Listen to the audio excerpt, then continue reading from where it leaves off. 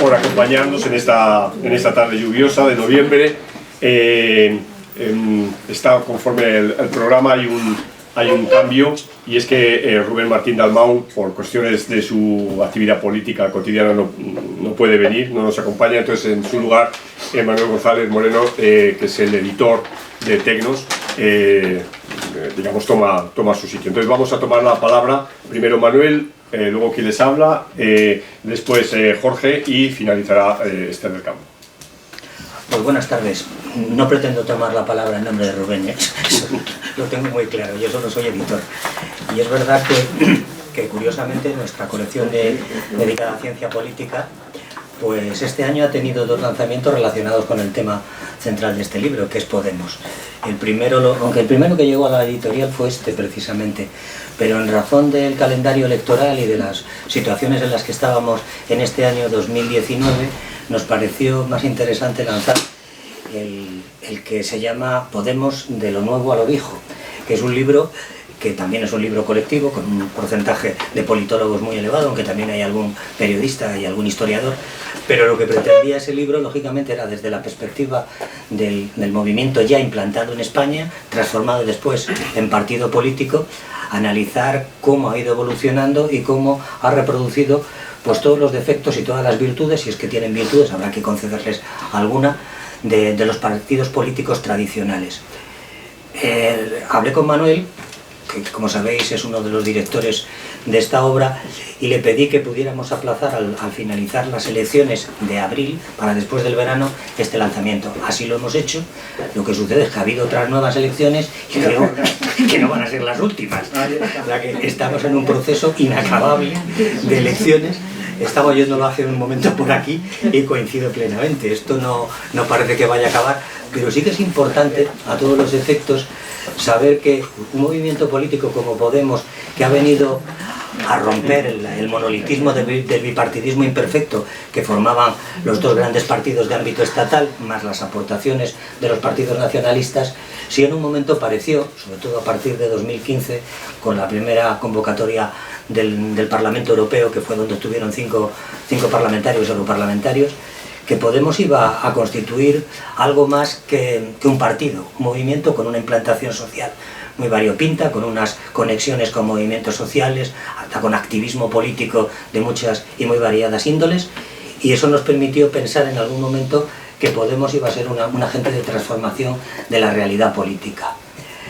Por orden, insisto en que este libro, que habla de los orígenes, de las fuentes, tanto de experiencia personal de muchos de los protagonistas de la fundación de Podemos, como también de la inspiración ideológica, de los elementos que constituyen el discurso y de las experiencias personales y políticas que el núcleo duro, o los diferentes núcleos duros, porque en este libro se analiza muy bien que hay más de un núcleo y más de una estructura dentro de lo que es el origen de Podemos. Pues realmente este libro debería haber precedido al anterior, pero como está hecho, y ya lo he explicado, no me detengo más, porque a mí lo que me parece importante con este libro es que yo creo que se aprenden muchas lecciones a través de la lectura. Son 10 autores, hoy tenemos aquí a 3, porque aparte del director de la obra, pues también es autor, y lo cierto es que para ellos los enfoques, cuando se leen los dos libros y se comparan, yo lo sé porque soy el editor y no tengo más remedio, pero cuando se comparan son perfectamente complementarios, hay algunas coincidencias, es inevitable, pero ahora que no está ninguno de los, creo que no está ninguno de los autores del otro libro, a mí este me gusta más. Me gusta más. Lo están grabando. Sí, bueno, lo siento, pero es verdad, el otro tiene a veces sesgos políticos de enjuiciamiento de las actitudes a posteriori, mientras que este habla de un origen que, curiosamente, y eso desde España, donde ya se nos han quitado los estigmas de ser los artífices de la madre patria y cosas así, que en América Latina sienta fatal toda esta retórica de cartón piedra, pues parece que no hay nada que aprender de otros lugares y de otros movimientos. Y es verdad que coincidiendo con la estabilidad democrática, sobre todo en el subcontinente de América, sí que se produce unos movimientos, pues lógicamente de respuesta a lo que ha sido unas estructuras políticas y de dominio y gobiernos muy oligárquicos, muy tradicionales, que desde unas bases sociales, a veces con unas estructuras indigenistas, y en otros casos, pues precisamente las propias élites desengañadas del funcionamiento de sus generaciones anteriores, las que dan un paso adelante y proponen cambios y transformaciones. Y ahí ha habido pues unos cambios extraordinarios. Algunos de ellos están ahora mismo en un peligro cierto porque han despertado movimientos y actuaciones que parecían olvidadas, como es el golpismo del subcontinente, que era una tradición, vamos, inveterada, y el caso de Bolivia es paradigmático en estos días. Y lo cierto y verdad es que toda esa ola de movimientos populares y de populistas también que llegan al poder o que transforman esos países y las estructuras políticas y sociales de esos países han tenido mucho que ver con Podemos. Yo creo que Podemos ahora mismo está en una encrucijada. Esto ya pertenece al ámbito de la política española y de las posibilidades que tiene de sobrevivir a su propia inercia y a esa dinámica peligrosa que tiene cambiar de movimiento social a partido político. Y lo cierto es que debería mirar a sus orígenes en algunos aspectos, ser más participativo y trabajar mucho más en la consolidación de esas relaciones con los movimientos sociales, que es lo que explica su auge y su éxito inicial. Si se empeñan en repetir los esquemas de los partidos tradicionales, pues parece, y hay un ejemplo muy cercano de unos que eran ciudadanos y después se convirtieron en ciudadanos de la extrema derecha, y evidentemente ahí están, donde están, y les espera algo mucho peor, porque les espera un camino siniestro. Si Podemos no quiere quedar engullido y no quiere perder lo que son sus espacios naturales y las posibilidades de relacionarse con una sociedad que aún sigue padeciendo algunos de los efectos que provocaron su aparición, una crisis en muchos aspectos que ha demostrado la crueldad del capitalismo y del neoliberalismo, tendría que mirar y volver a leer este libro, parte de su dirigencia, para saber que en esos movimientos y que en esas experiencias sí hay lecciones muy positivas y experiencias fracasadas también, pero que merece la pena que tengan en cuenta. Y yo ya me callo, ya he dicho más de lo que debía, y cedo la palabra a Manuel, a Esther y a Jorge. Muchas gracias. Muchísimas gracias, Manuel. Bueno, a mí me corresponde, sobre todo, contarles un poco la pequeña historia, la intrahistoria de este libro, que ya digo de entrada que no habría sido posible sin el trabajo de José Manuel Rivas, quien lamentablemente no puede acompañarnos, está en Bogotá ahora mismo, porque él, bueno, ha sido un gran inspirador y un gran animador de este proyecto. Personalmente debo remarcar tres cuestiones que están digamos, en la génesis y están en la trastienda de este libro. La primera tiene que ver con mi propia historia vital y mi propia historia profesional, pero también mi proceso de formación, anclado en la Facultad de Ciencias Políticas y Sociología de la Complutense, facultad que siempre tuvo una especialidad de estudios, primero hispanoamericanos, luego iberoamericanos y luego latinoamericanos, y luego ya no sé cómo está la cosa, la decana contará algo, pero o sea, digamos, esa es una facultad que siempre, y yo creo que quitando la parte de historia de América o la parte de literatura de América Latina que hubiera en las facultades de entonces, filosofía y letras y luego geografía e historia, etcétera, era la facultad que tenía una vocación más claramente latinoamericana, no solo de las universidades de Madrid, yo me atrevo a decir que de las universidades de España.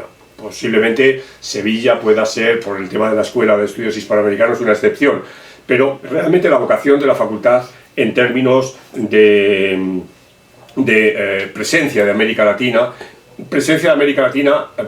tanto del estudio de América Latina como de la incorporación de estudiantes que venían de América Latina, pues fue muy importante. Y ahí, pues tanto Esther como yo tuvimos la suerte de compartir maestros a los cuales también yo hoy quiero rendirles homenaje, ¿no? Desde José Luis Rubio, a Antonio Lago Cordón, a Tomás Mestre, por citar a tres, pero podría ser también Arturo Cabello, etcétera, ¿no? O sea que llevaban este espíritu latinoamericanista. Entonces yo tengo una deuda con ese latinoamericanismo acuñado en la primera mitad de la década, ni más ni menos, de los años 70, y que, bueno, la facultad estuvo ahí.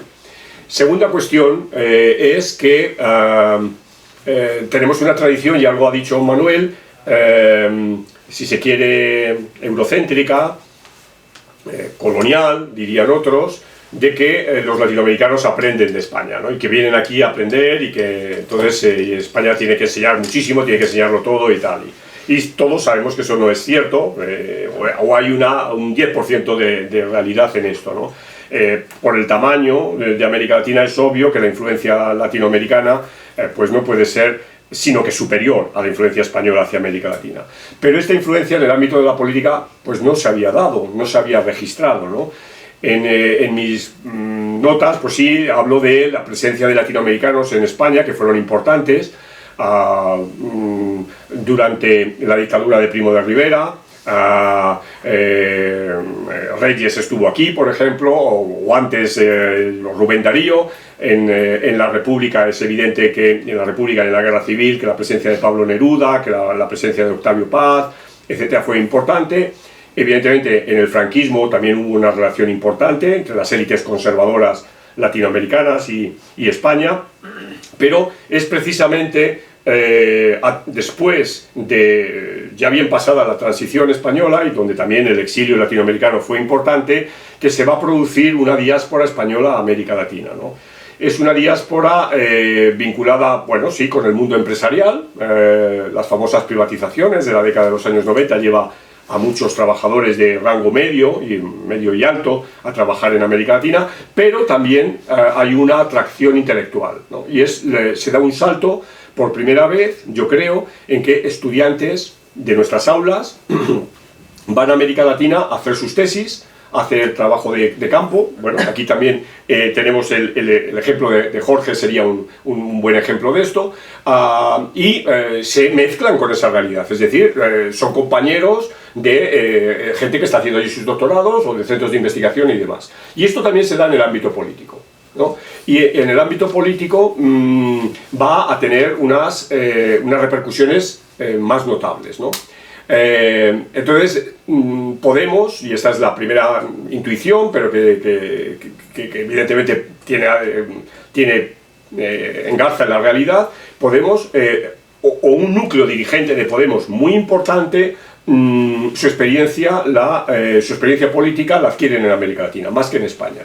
Entonces aprenden a hacer política como consultores, como altos funcionarios, algunos altos funcionarios en gobiernos, asesores, etcétera. Entonces van a discutir, van a participar en asambleas, van a participar en los procesos constituyentes, van a participar en la hechura de políticas públicas y todo esto, ¿no?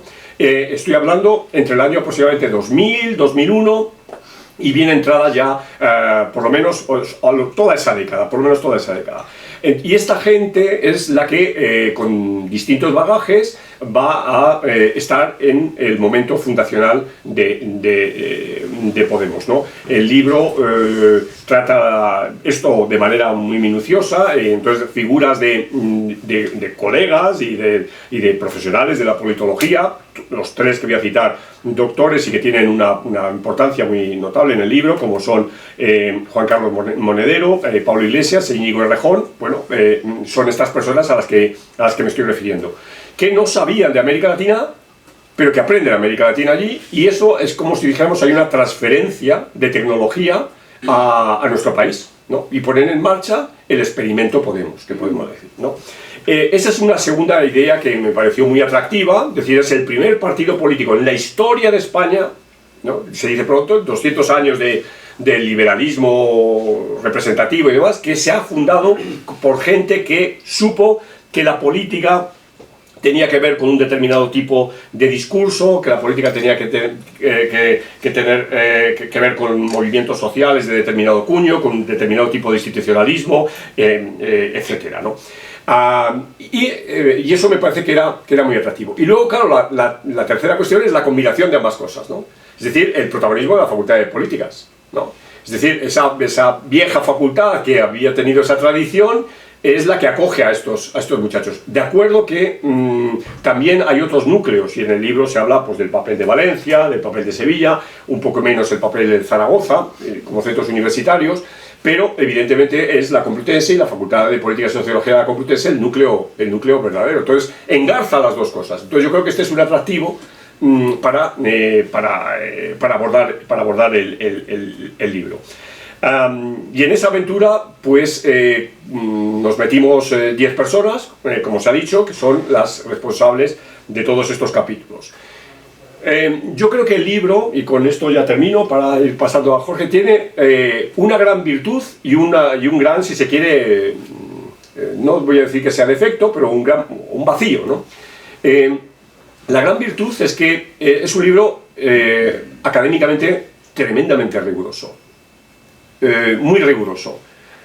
No hay ninguna concesión a la galería, no hay ninguna concesión a, digamos, a la demagogia fácil o al chiste fácil o eso, no. O sea, el libro está muy bien documentado, está muy bien, los distintos capítulos están escritos de manera muy desapasionada, fría, técnica, pero también muy teórica.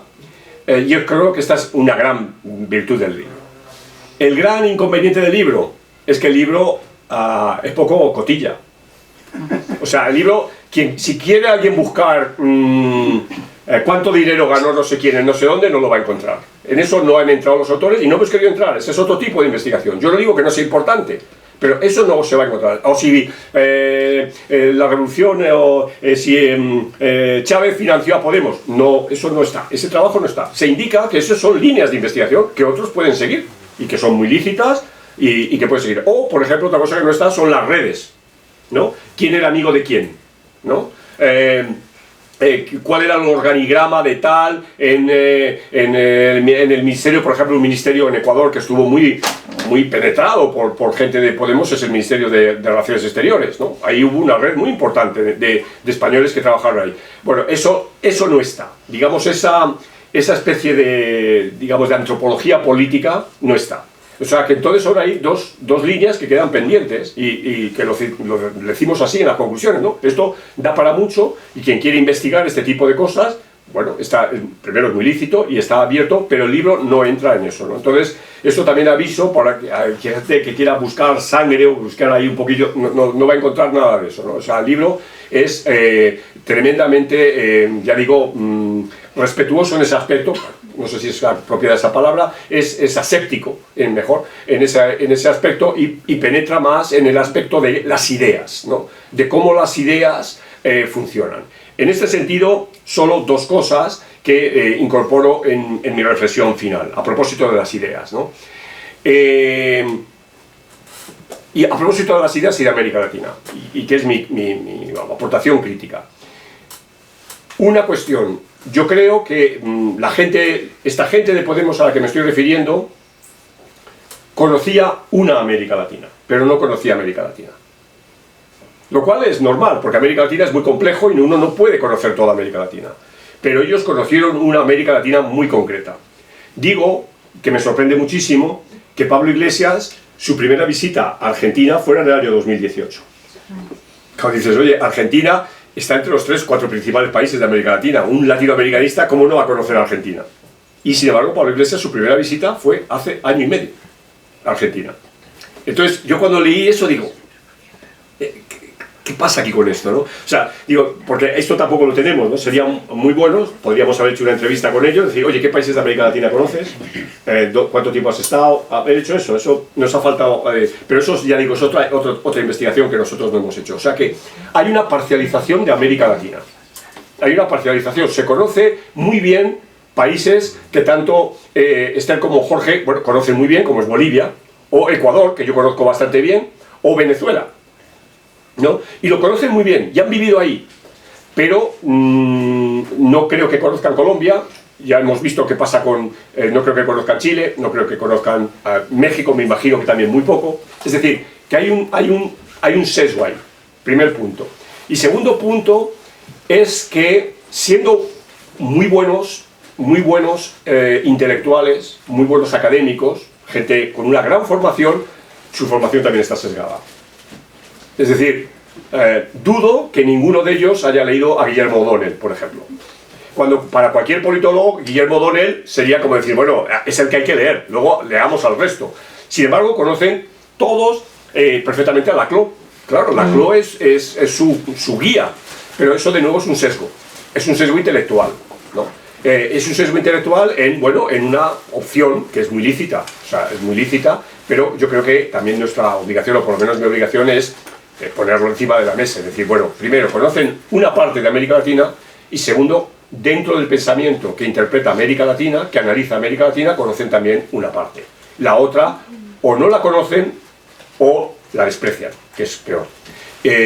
Bueno, este sería entonces digamos la introducción, y ahora paso a Jorge Resina para que nos hable de su capítulo y de lo que quiera, por supuesto. Jorge, adelante. Muchas gracias. Bueno, antes de nada, gracias a todas las personas presentes por venir, ¿no? También a compartir esta presentación de este libro y bueno, por el interés.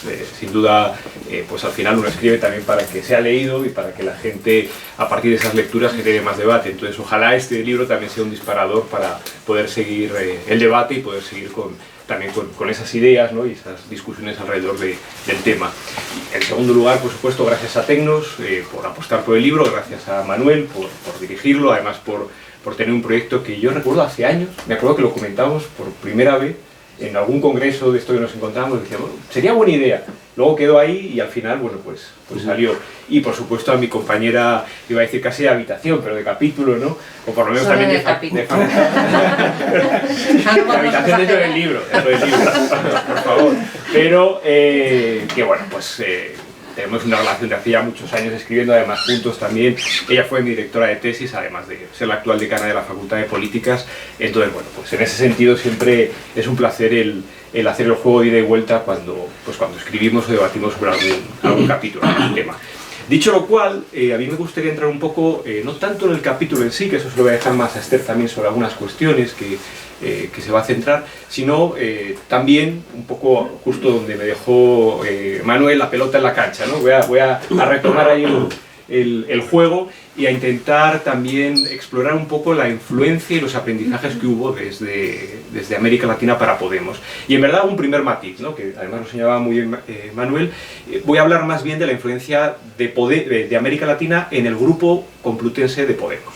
Porque yo creo que a veces, si no, sería erróneo, ¿no? Sería considerar Podemos como una creación monolítica, cuando en verdad, bueno, pues es una creación más plural. De hecho, hay autoras en el libro, como Gemma Guasar, que también viene de otro ámbito, viene con otro background, o otras personas, ¿no? Desde Valencia, sin lugar a dudas, y desde otros ámbitos pues territoriales del Estado español. Entonces, bueno, en ese sentido, para hacerle justicia a ese origen latinoamericano, nos centramos más en ese grupo UCM, que además, bueno, pues también aparte de haberlo trabajado, leído y estudiado, pues de alguna manera también lo hemos vivido, lo hemos experimentado, porque, bueno, pues parte de ellos han sido, o en el caso de Juan Carlos Monedero, profesor, pero en el caso de Pablo Iglesias y Íñigo Rejón, pues compañeros de facultad y prácticamente coetáneos, ¿no? en el tiempo. Entonces, yo creo que el primer aspecto de influencia que a mí me gustaría destacar es que digamos que esa adopción de ideas de América Latina tiene varias fuentes. Primero tiene, mira, si queréis por aquí, decimos que... Hay sí que por acá.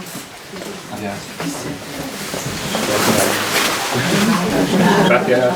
Ay, perdón. Que los pobres tienen clase por la tarde, tienen que venir corriendo y hay que valorarlo. Decía, retomo, la idea de la influencia de América Latina en esta cúpula complutense se basa sobre todo en varios aspectos. Primero, un aspecto, yo diría, casi juvenil, un aspecto de atracción, algo que además compartí, ¿no? Atracción por muchos procesos que sucedían en América Latina. Sin duda, los fenómenos como el de los piqueteros en Argentina, que influyó mucho en Íñigo, o el fenómeno de los zapatistas en México, que influyó mucho en Pablo Iglesias, pues fueron fenómenos que generan una atracción primera de la cúpula dirigente de Podemos hacia América Latina. Es decir, digamos una serie de experiencias que llaman la atención.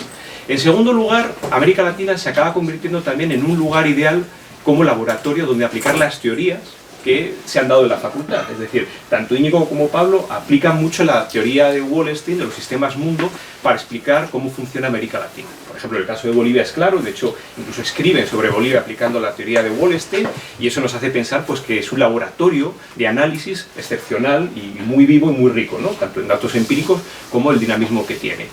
El tercero de los elementos de esta influencia, fijaros que no es tanto aplicar las teorías que se aprenden en la facultad para aplicarlas como laboratorio de ideas en América Latina, sino al revés, adoptar teorías desde América Latina.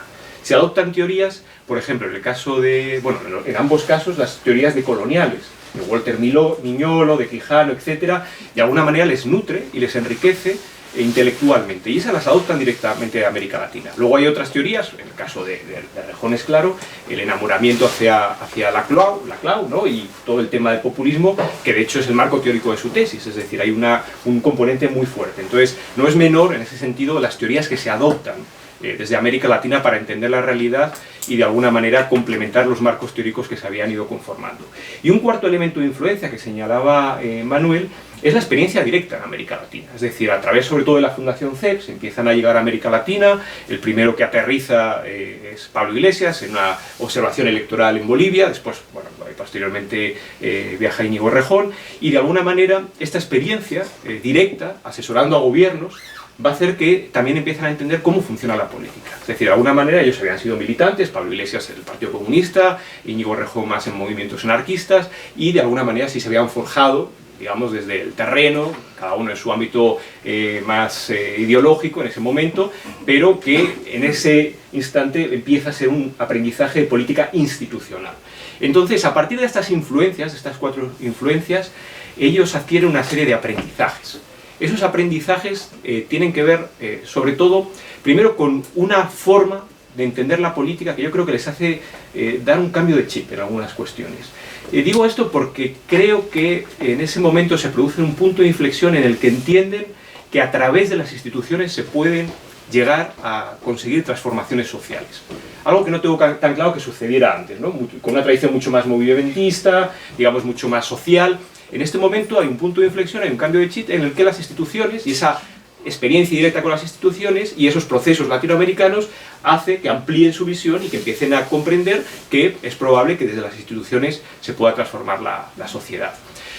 Hay un concepto, además muy claro en relación a esto, que es un concepto del vicepresidente, o hasta hace poco vicepresidente de Bolivia, Álvaro García Linera, que es la idea de voluntad de poder.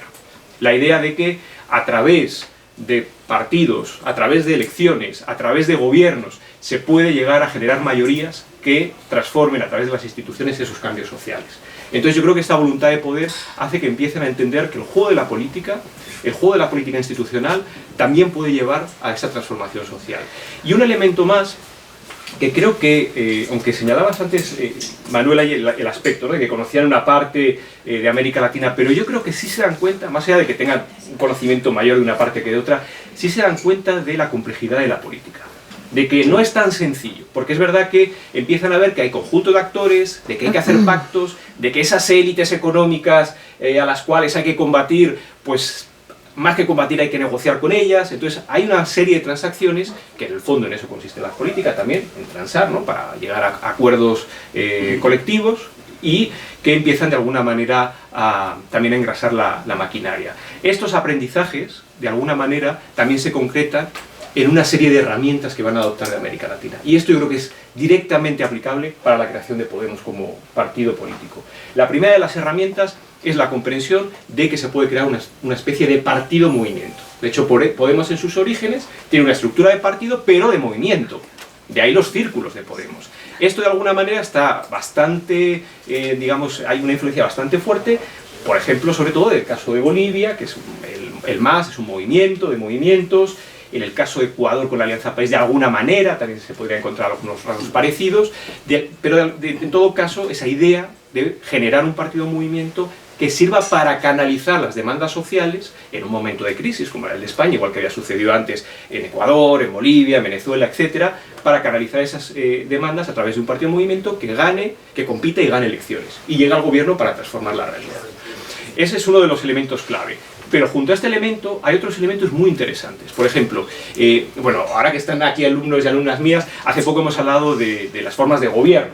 Y como bien saben, España es un sistema parlamentario y en América Latina la mayoría de los países son presidencialistas.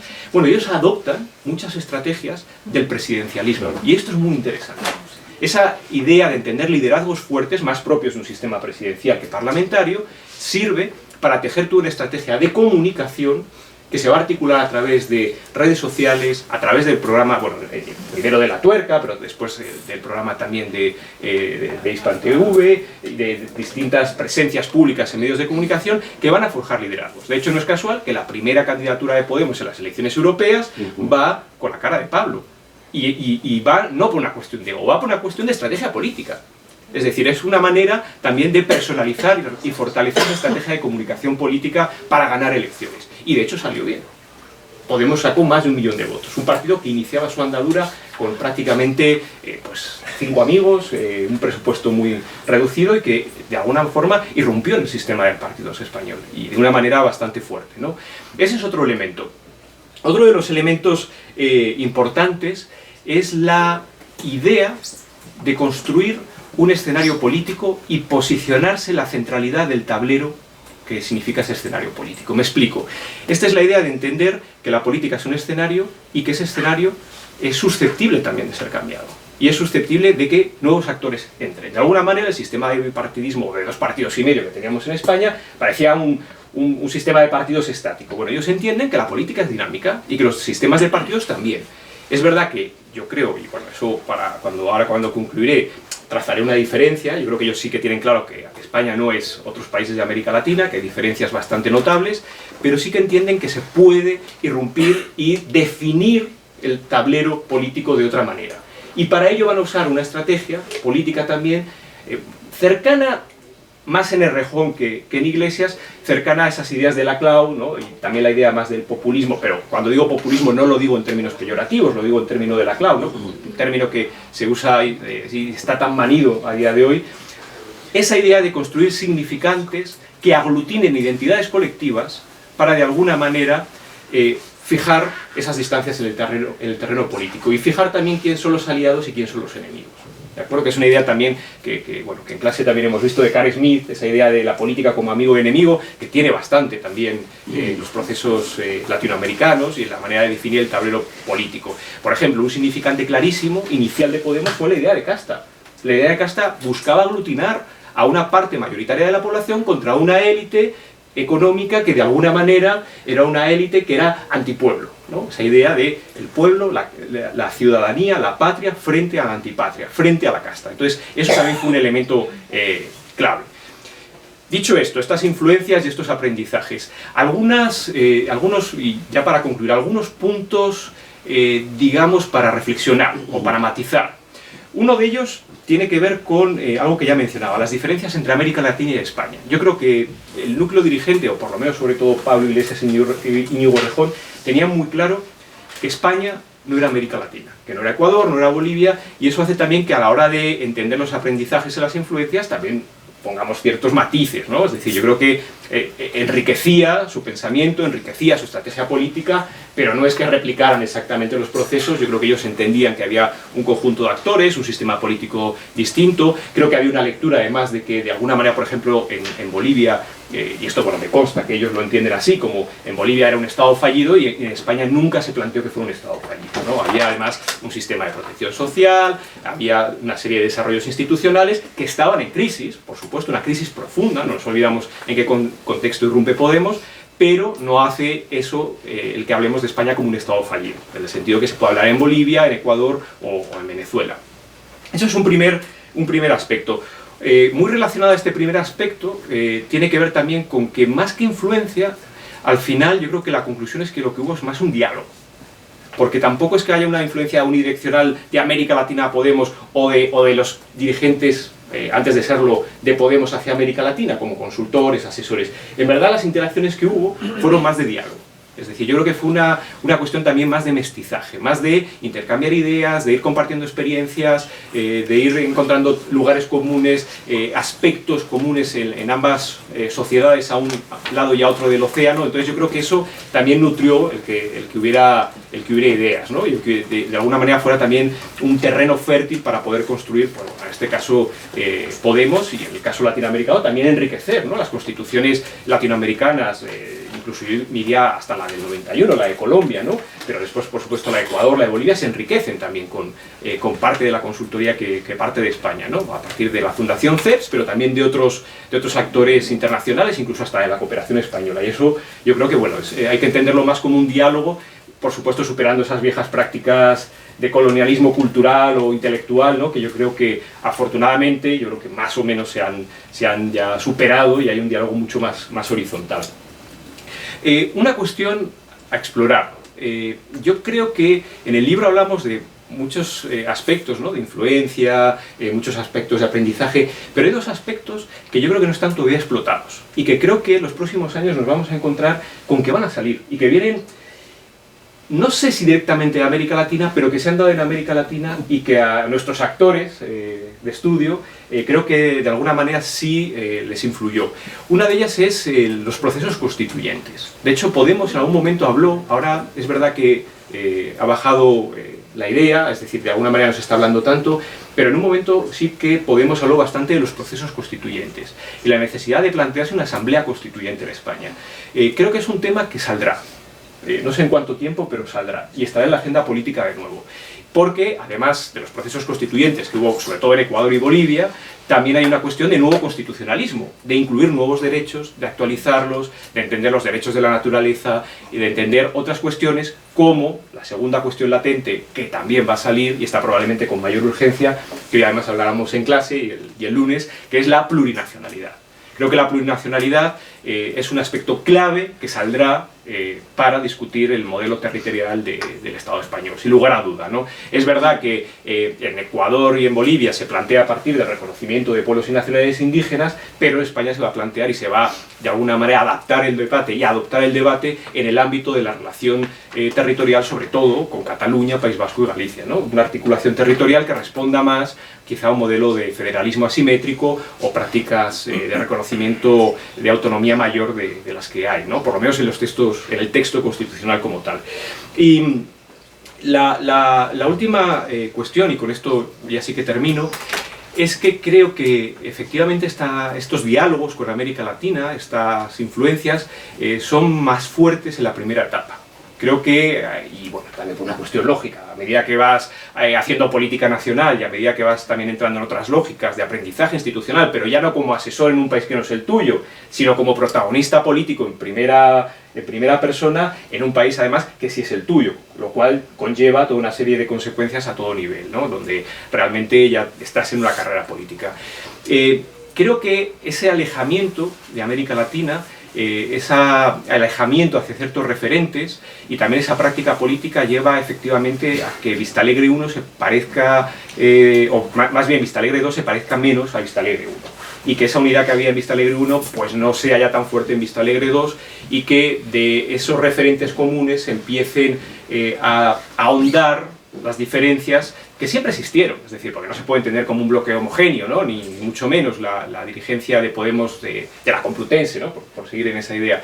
Pero sí creo que, sobre todo, la percepción de la situación de España como un país que sigue en un estado de excepcionalidad o no, va a marcar el rumbo hacia Podemos o hacia la creación de un nuevo partido, como es Más País.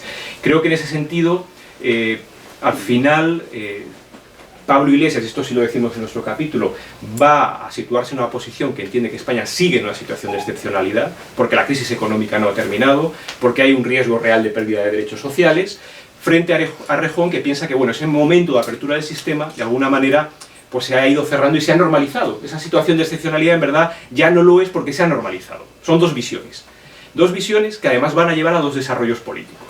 El desarrollo político que va a tener el Podemos de Pablo Iglesias hasta hoy va a ser más una reconstrucción del espacio de la izquierda.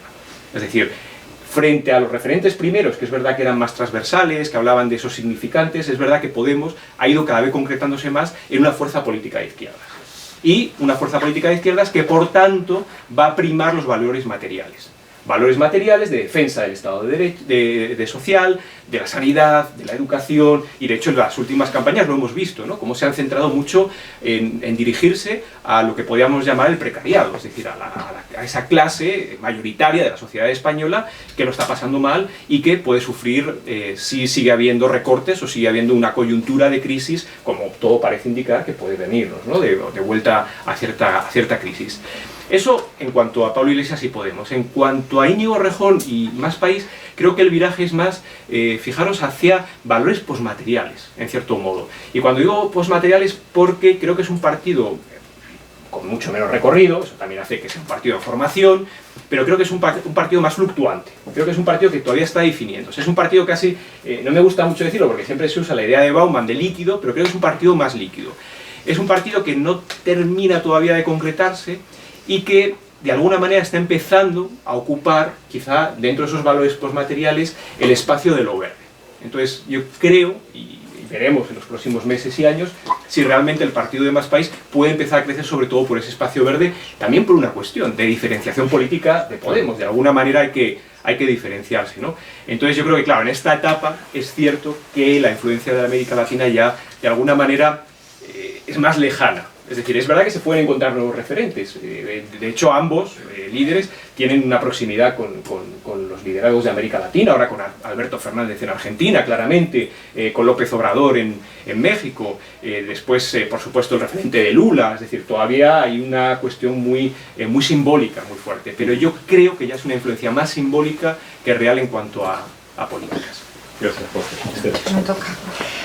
Bueno, pues en primer lugar agradecer a la editorial que decidiera publicar este libro, pero especialmente a Manuel Alcántara y a José Manuel Rivas, porque si no fuera por el empeño, yo tengo que confesar que cuando me propusieron, pues de alguna manera, como el tiempo pasaba y no me lo recordaba, pues yo pensé que esto no nos llevaba a ninguna parte, pero finalmente es cierto que ellos decidieron que el libro tenía que salir y nosotros nos pusimos a escribir, presionados de alguna forma por ellos. Quiero aprovechar otra cosa porque en muy pocas ocasiones uno tiene la oportunidad. Yo estoy con mi director de tesis y Jorge está con su directora de tesis. Es decir, somos 3 generaciones, por decirlo de alguna manera, y es una cosa bastante excepcional. No hemos estado nunca ni hemos coincidido, por eso digo que quiero aprovechar esta oportunidad. El día que yo tenga bien a la derecha Entonces, me exprimo cuando totalmente. no te va a faltar. El que se deprimiría sería yo. Bueno, yo soy mucho más joven que ellos. Yo quería hacer, porque como decía, tenemos que hablar de nuestro libro, entonces quiero volver un poco al libro y luego quiero ir a una parte más teórica. Manuel decía que el libro es fundamentalmente académico. Efectivamente, yo creo que no es un libro de divulgación, sino que es un libro muy riguroso. Pero yo sí creo que hay algunas cosas que ustedes tienen que leer y yo no les voy a explicar. Por ejemplo, nosotros terminamos explicando por qué se llama Podemos. Digo, hay algunas cosas que sí son interesantes que ustedes recurran al libro, porque efectivamente creo que ahí van a encontrar explicaciones.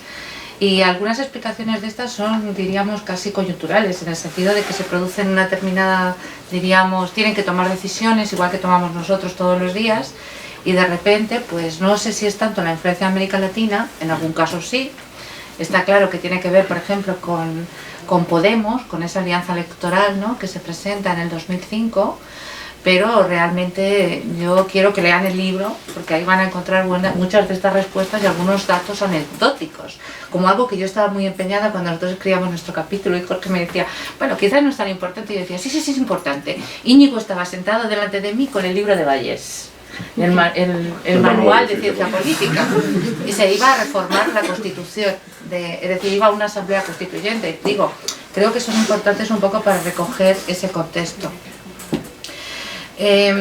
Yo quiero empezar con algo que decía Manuel, y es efectivamente, ahora me corresponde durante esta etapa de mi vida ser la decana de la Facultad de Ciencias Políticas, y creo que efectivamente Podemos, no sé si hubiera sido posible sin América Latina, seguramente no, pero sin la facultad tampoco. Porque en la facultad hay una buena parte, diríamos, del surgimiento, explicamos una buena parte del surgimiento de los líderes de Podemos. Compañero mío, y ya, ese sí que ha hecho un pacto por la edad, ¿no?, Monedero. Es decir, compañero, exactamente compañero, tiene los mismos años que yo. Ya sé que no parece porque está muy joven, pero es exactamente igual que yo. Carolina Vescanza es compañera de departamento. Pablo fue estudiante mío. Pablo tomó la materia que nosotros teníamos de sistemas políticos de América Latina. Por lo tanto, ha leído a O'Donnell, tengo que decirlos, el texto del año 94 sobre democracia delegativa, o ha leído a Ludolfo Parami, que a mí siempre me lo recuerda, cuando le obligué a leer las dimensiones económicas de las reformas políticas en América Latina. O Íñigo, también alumno y además he estado en el tribunal de tesis de Íñigo, porque era una tesis de acuerdo sobre el discurso de las élites regionales en Bolivia. Por lo tanto, quiero decir con esto que el conocimiento que tenemos sobre ellos es, diríamos, directo, y efectivamente creo que esa estructura de poder que ellos generan en la facultad, una asociación que se llama Contrapoder, pues es el origen, si quieren, por lo menos de ese movimiento político. Claro que ellos tenían experiencias políticas previas, pero creo que es importante para comprender cómo entienden ellos. Recomiendo, aquí hay muchos estudiantes de la facultad, pero nosotros tenemos señas vivas todavía de la influencia que tiene Contrapoder y la estructura de Podemos en la facultad. Tenemos algo con lo que nosotros comenzamos el capítulo, que es el mural de Tupac Katari, ¿de acuerdo? Es uno de los murales que nosotros tenemos en la escalera que baja, de acuerdo, a la cafetería de estudiantes al sótano. Por eso digo que creo que es importante también recorrer un poco la facultad, porque tiene un poder simbólico muy potente con respecto al surgimiento de Podemos. Cuando nosotros en los años 90, y Manuel decía una cosa que es muy interesante, porque cuando de alguna manera yo empiezo a ser su discípula a finales de los 80, nosotros cuando pensamos en América Latina pensamos en Argentina en primer lugar. Y ese es de los primeros proyectos de investigación que nosotros hacemos, porque además creo que teníamos un discurso pensando en que Argentina quizás era el país que nosotros podíamos entender mejor. Y había dos razones para ello. Primero, que teníamos un buen número de estudiantes argentinos que se encontraban con nosotros realizando el doctorado, estamos hablando de finales de los 80. Y segundo, bueno, entiendo que era el tema también de la migración española, europea a Argentina, y pensábamos que íbamos a poder entender esa realidad. Sin embargo, eso no lo piensan nuestros estudiantes en ese momento de Podemos, sino que ellos entran directamente en una realidad mucho más convulsa, que es la realidad de los años 90. En los años 90, bueno, hay otra razón que creo que es importante entender.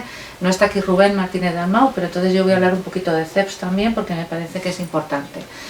En los años 90, cuando nosotros acudíamos a los congresos, y Manuel lo sabe, pues nosotros coincidíamos con unos profesores y estudiantes de la Universidad de Valencia, que además venían de una cosa, del derecho constitucional, no venían de la ciencia política, y que de alguna manera eran nuestros competidores en ese contexto, ¿no?, para interpretar la realidad latinoamericana. Bueno, estos competidores tenían dos nombres fundamentalmente. El primero es Roberto Viciano y el segundo Rubén Martínez Dalmau, que debería estar aquí con nosotros hoy. Y la verdad es que pensándolo a largo plazo, creo que nos hicieron, de alguna manera, fueron un fuerte revulsivo para nosotros, porque nos obligaron a pensar también de acuerdo de una manera más crítica, ¿no?, con respecto a parte de las estructuras que se estaban conformando en la década de los 90. Pero en ese momento nosotros éramos contrincantes, adversarios, ¿de acuerdo? No éramos precisamente, diríamos, colegas.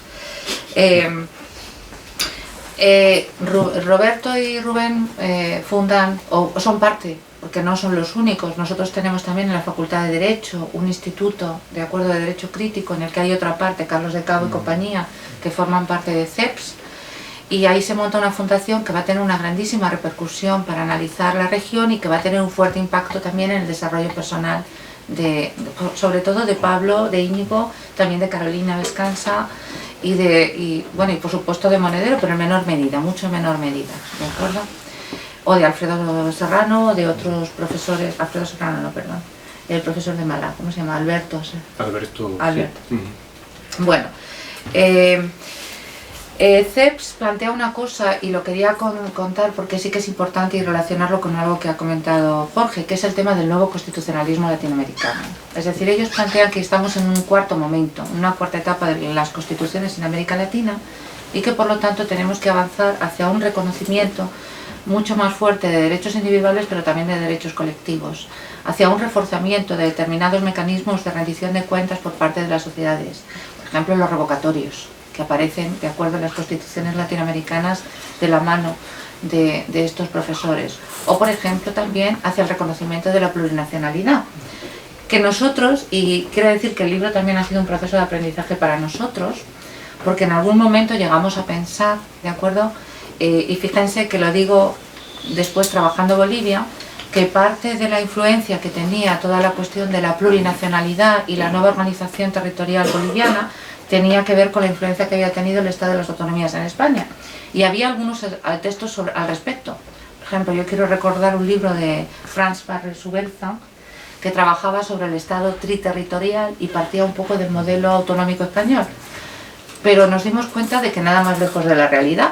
Es decir, que el contexto de la plurinacionalidad discutido en las constituciones latinoamericanas y especialmente en el caso boliviano no tenía esa fuerte influencia europea y española, sino que más bien era una influencia interna que tenía que ver con el desarrollo, de acuerdo, a partir de las movilizaciones de los años 90, de los derechos colectivos de los pueblos originarios. y que por lo tanto sociedades multiculturales con un reconocimiento y diversidad étnica muy importante, pues ya se estaban planteando desde los 90 que las nuevas constituciones tenían que tener un reconocimiento explícito de la plurinacionalidad y de la diversidad. La verdad es que, no sé si seguir un poco la lógica, Manuel decía algo, y es cierto, y es que en el fondo los tres que estamos aquí sentados nos reconocemos como latinoamericanistas.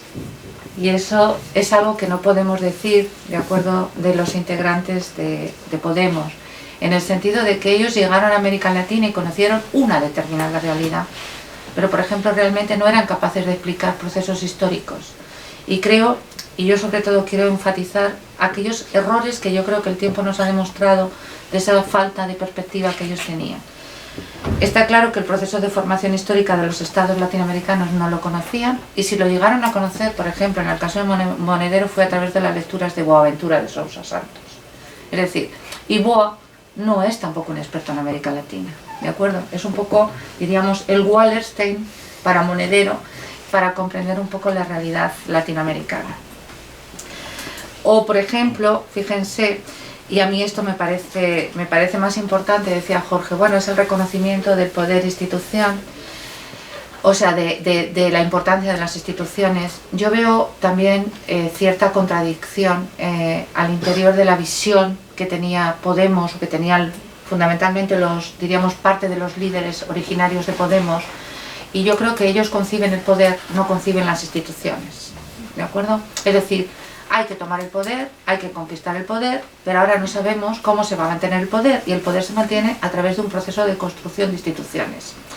Y eso no es un error solo de ellos, es decir, creo que es un error de una cierta parte de la izquierda latinoamericana, que además se ubicó en algo que es peligroso. Yo esto lo he discutido con Álvaro García Linera en determinados contextos.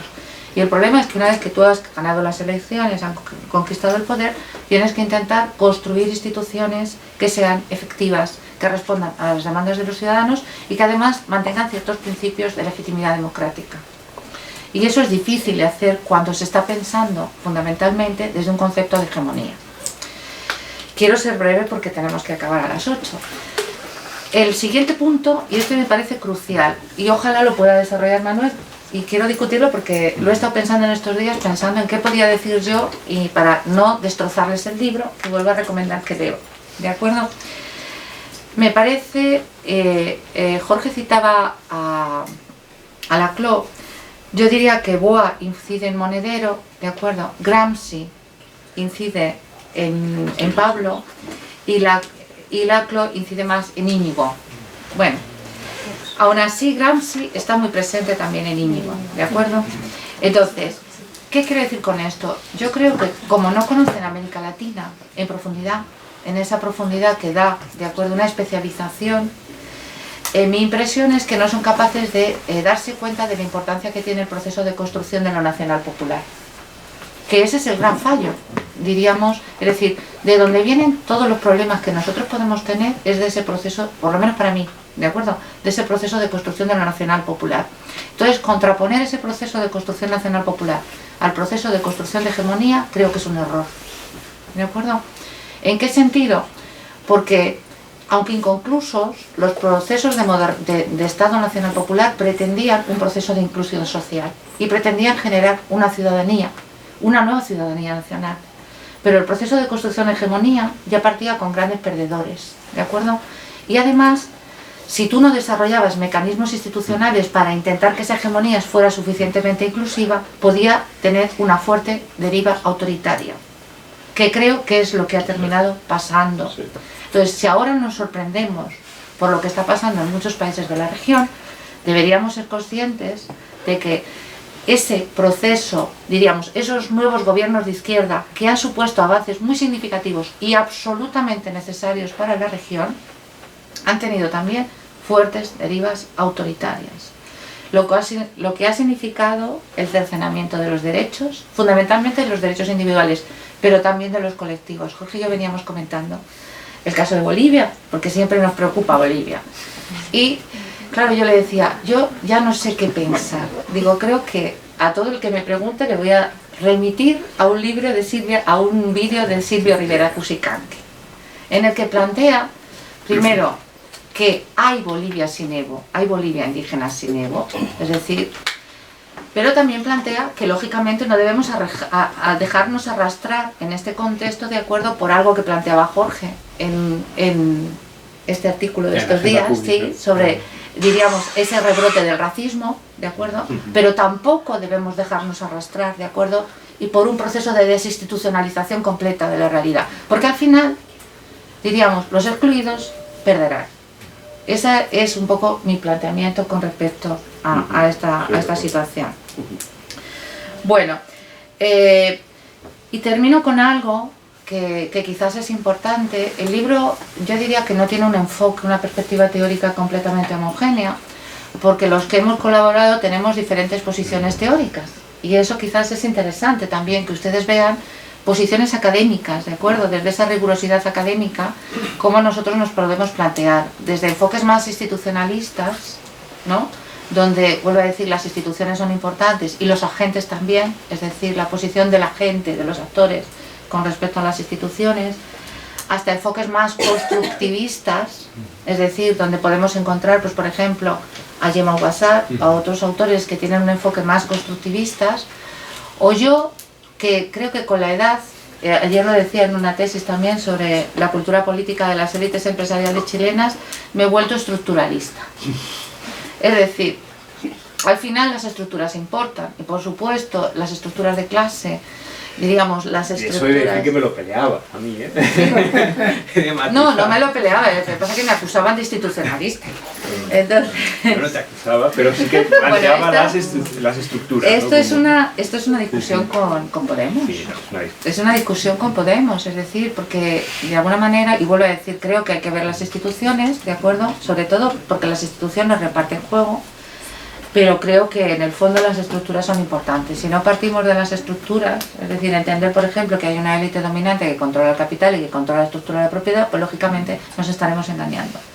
Pero si no partimos también, por ejemplo, en el caso boliviano vuelvo, que tenemos organizaciones sociales que controlan otro tipo, de acuerdo, diríamos, de mecanismos, instrumentos para poder exigir determinadas demandas, pues no entenderemos tampoco lo que está pasando en Bolivia. Y en términos institucionales el peso del presidencialismo, ¿no?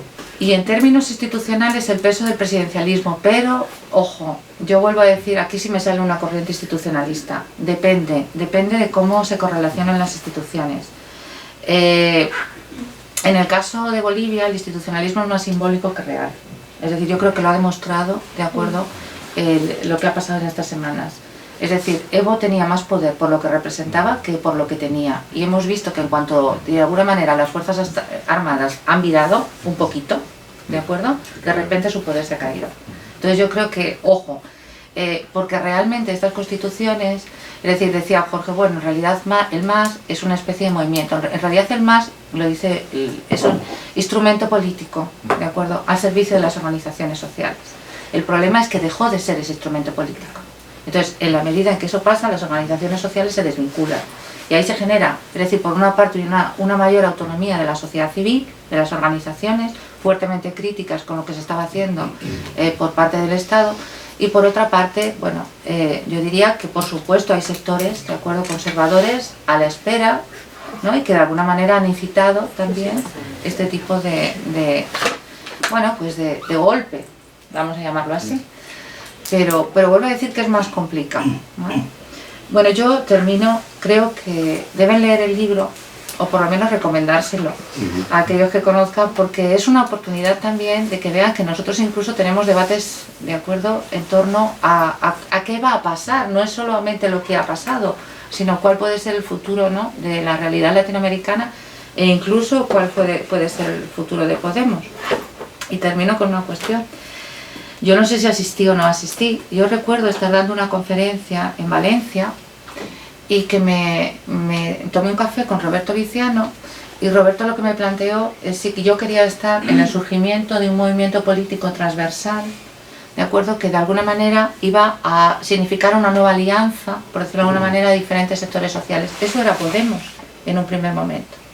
Lo que pasa que diríamos, hubo luego una apropiación por parte de determinados fuerzas políticas, yo diría, y de determinados sectores. Es decir, nosotros sabemos que surge también porque no se abre Izquierda Unida suficientemente. Y por lo tanto, es decir, hay diferentes elementos explicativos que nos ayudarían a entender por qué aparece Podemos en esa coyuntura. Más País, en el fondo, es ese movimiento político transversal que se pretendió originariamente. Yo recuerdo mantener también esta conversación con Carolina Vescanza en un determinado momento. Lo que pasa es que no sabemos realmente, y ya como curiosidad, sí que terminamos, 8 menos un minuto. Cuando nos planteamos el capítulo, y creo que esa es otra cosa interesante del libro, ustedes van a encontrar fuentes documentales, pero también hay entrevistas. Y esas entrevistas yo creo que son muy útiles. Y yo, fíjense, una cosa que pensé que siempre íbamos a encontrar cierta resistencia en Pablo, ¿no? Todo lo contrario. Nosotros le estamos agradecidísimos porque todo lo que hemos encontrado en Pablo son facilidades. Y por lo tanto, realmente ha sido muy útil porque esas conversaciones que nosotros hemos mantenido, pues de alguna manera creo que enriquecen un poco, o sea, que no son suposiciones teóricas que nosotros estamos haciendo, sino que estamos partiendo, o bueno, y muchos colegas, en Jesús Espasandín, hay muchas de estas conversaciones que nosotros no hemos traducido en el libro, porque no nos daba, es decir, pero tenemos pues algunos, diríamos, entrevistas que podrían permitirnos seguir profundizando en algunas cuestiones de este libro. Y bueno, termino como empezamos, agradeciendo a la editorial y agradeciendo a los editores que nos dieran esta oportunidad. Ojalá hayamos despertado en ustedes el interés por leerlo y también en seguir discutiendo sobre estos temas, ¿no? Que creo que es nuestra obligación. Yo no quería terminar el acto sin unas palabras de agradecimiento, en primer lugar, a Marcial Pons, que siempre es un socio colaborador en estas presentaciones, si no fuera por el aprecio que tienen hacia nuestro fondo y hasta por la forma en que hacemos las cosas con ellos, pues no sería posible que esta tarde nos hubiéramos reunido aquí. Por tanto, que conste en acta que estamos muy agradecidos a Carlos, a Enrique, a todo el personal, al que no hay que hacer esperar, por eso lo de acabar, y es un placer siempre estar aquí en esta casa. Lógicamente a los 3 profesores que me han acompañado en la mesa, autores de este libro, a la totalidad de los autores que han contribuido en el volumen y naturalmente a todos ustedes por venir esta tarde y por acompañarnos. Hay unos cuantos libros a la entrada de la librería y por tanto la invitación de la decana la hago extensiva. Muchas gracias. Muchas gracias.